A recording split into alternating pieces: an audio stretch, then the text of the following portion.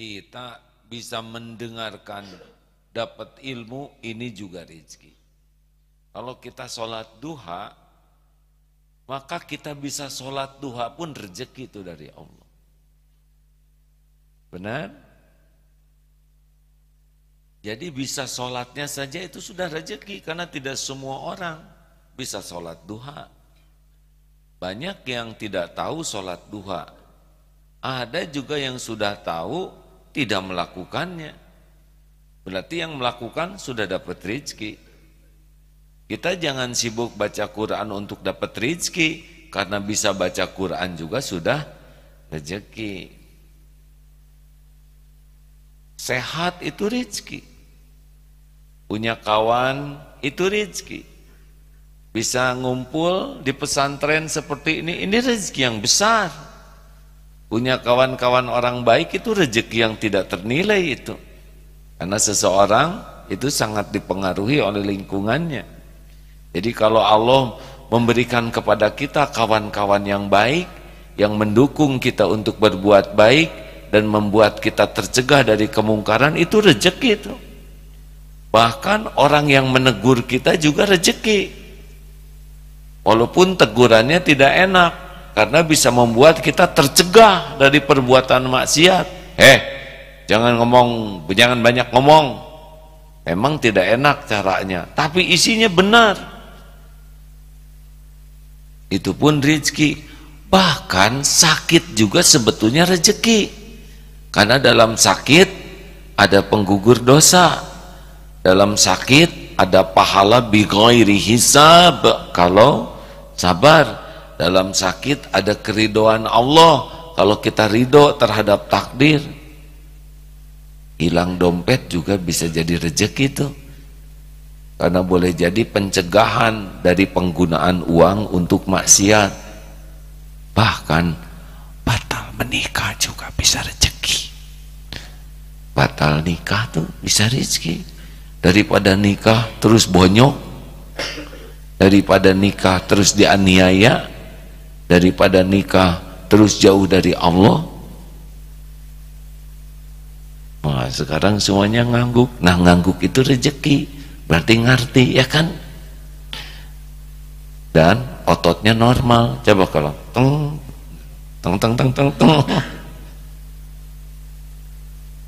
Masya Allah. Jadi yang paling gampang untuk menambah rezeki itu adalah bersyukur. Nah, kita ini kurang syukurnya. Kan di sebuah sekolah ada guru memberi pelajaran. Anak-anak, coba perhatikan di papan tulis ini.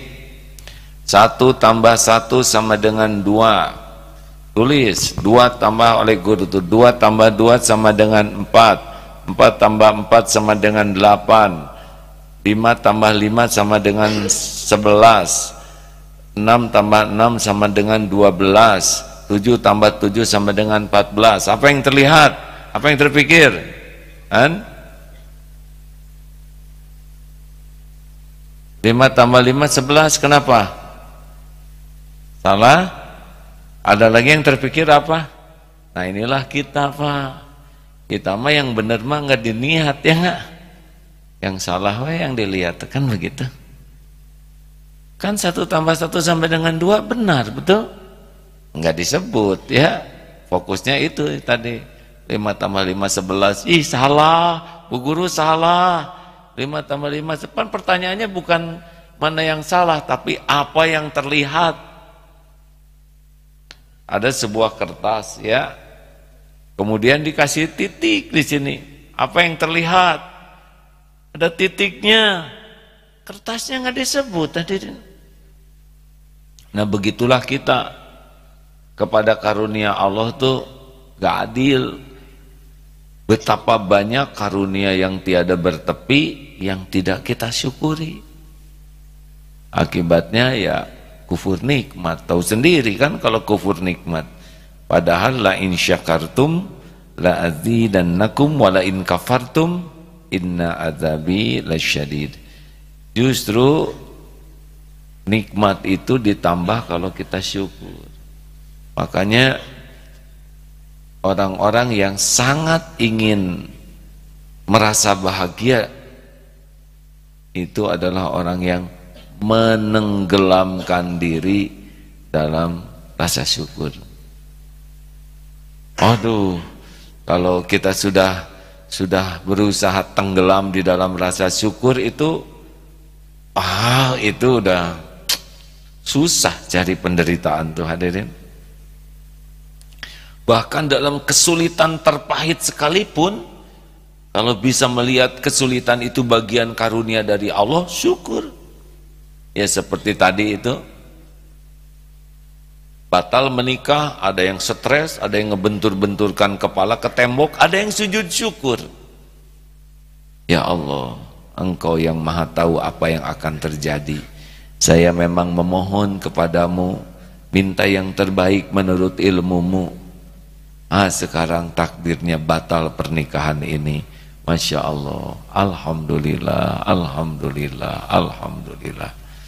Kata ibunya, nak gimana nih pernikahan batal? Bukankah ibu minta yang terbaik untuk saya? Iya. Nah sekarang hasilnya begini. Inilah yang terbaik. Dulu ada seorang anak SMA, ahli tahajud. Beliau anak dokter. Tidak tertinggal sholat berjamaah di masjid. Kelas 3 SMA. Juga senang sekali baca Quran. Saya bisa menyatakan begini karena melihat di masjid. Senang baca Quran, sholat berjamaah, kata ayahnya sih tiap malam qiyamul lailnya bagus. Kelas 3 SMA ini. Juga akhlaknya baik yang saya lihat. Nah, ujian SMA tidak lulus. Hanya kurang satu nilai. Ini zaman beberapa tahun yang lalu nilai satu aja berpengaruh. Padahal pintar. Padahal UMDK atau apa tuh yang diterima langsung tuh? PMDK. Penerimaan mahasiswa yang langsung itu sudah diterima di Jogja tuh. Kuliah di kedokteran. Tapi SMA-nya tidak lulus. Dan beliau tenang sekali. Yang gelisah ibu bapaknya. Katanya sampai habis sholat Jumat tuh ke lapang, ya Allah, di mana keadilanmu? Anak segini baiknya. Padahal kalau bapaknya diadili oleh Allah, celaka tuh waktu itu, disambar petir mungkin ya. Pendek kata, anak ini tenang. Jadi Allah memberikan tidak lulus ujian, tapi Allah membukakan hikmah. Tidak ada galau, tidak ada minder, tidak ada malu. Nah pada penutupan sekolah itu,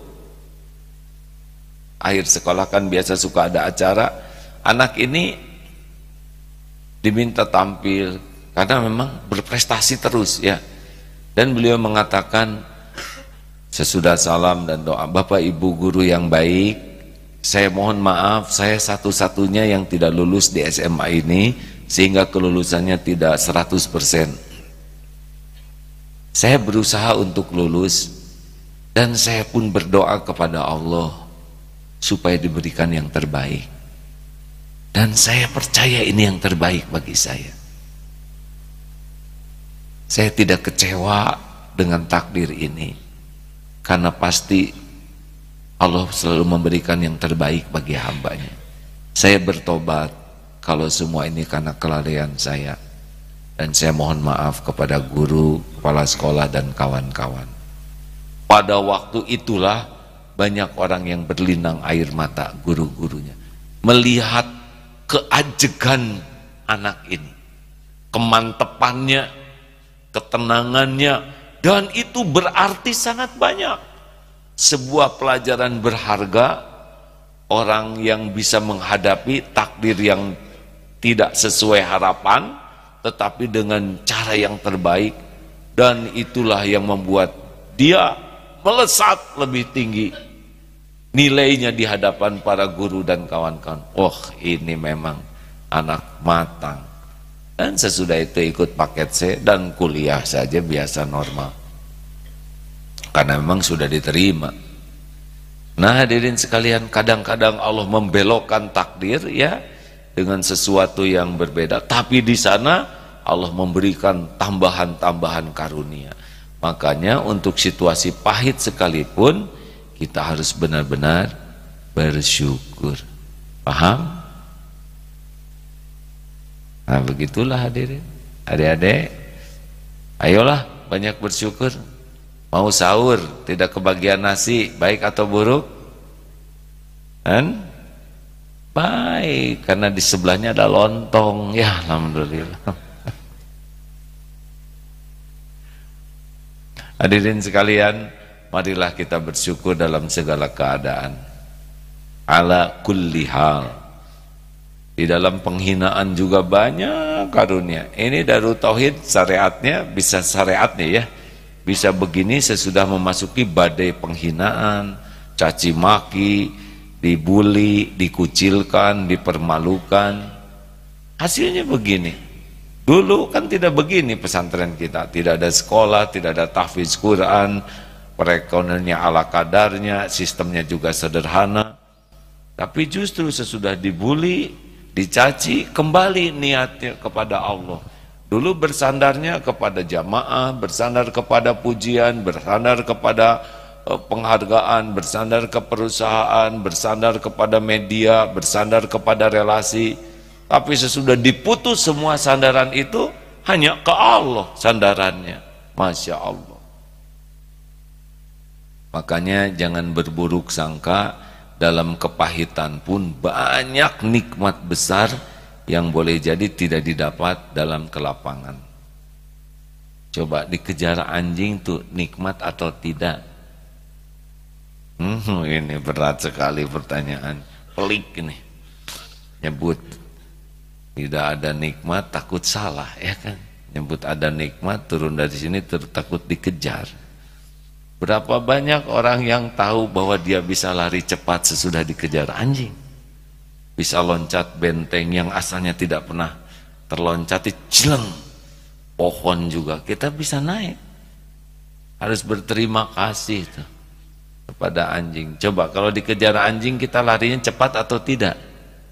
Tergantung anjingnya bagaimana ya. Kalau anjingnya rabun, ompong, dan kita tidak cepat, hadirin. Nah begitulah sahabat-sahabat yang baik. Jadi jangan hanya bersyukur terhadap sesuatu yang cocok, tapi juga harus bersyukur dengan sesuatu yang tidak cocok dengan keinginan. Jangan hanya bersyukur dengan sesuatu yang menyenangkan, tapi dalam sesuatu yang tidak menyenangkan saja harus bersyukur. Apa saudara pikir orang rugi mati syahid itu? Untung kan, syariatnya memang terbunuh, tapi itu yang bisa membuat masuk surga tanpa hisab. Orang paling takut mati dibunuh, tetapi ternyata ada juga yang jadi berkah gara-gara terbunuh, asal niatnya dan caranya di jalan Allah. Oleh karena itu jangan mengukur rezeki itu hanya sesuatu dalam bentuk duniawi saja, satu itu, dan jangan mengukur rezeki itu sesuatu yang cocok dan menyenangkan sesuai dengan keinginan kita. Karena boleh jadi kepahitan, kesusahan itu pun rezeki yang jauh lebih bernilai daripada kelapangan yang kita inginkan. Dalilnya Al-Baqarah 216. A'udzubillahi minasyaitonirrajim. Wa asa an takrahu syai'aw wa huwa khairul lakum wa asa an tuhibbu syai'aw wa huwa syarrul lakum wallahu ya'lamu wa antum la ta'lamun.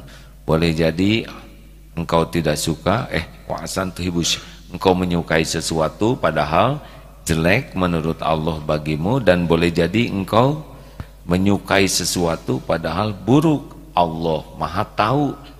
Wallahu ya'lamu, Allah mengetahui segalanya, wa antum, dan kalian la ta'lamun. Makanya jangan sok tahu.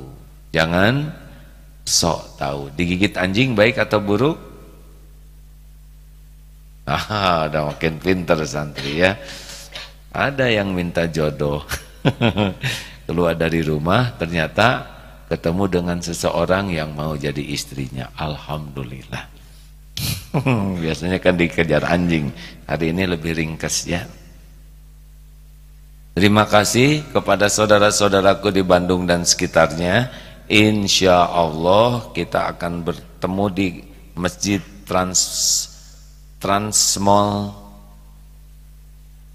Transmall Studio. Ya, Transmall Studio.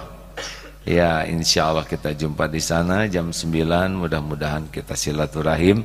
Asar dan Bada Isya ada di Darut Tauhid.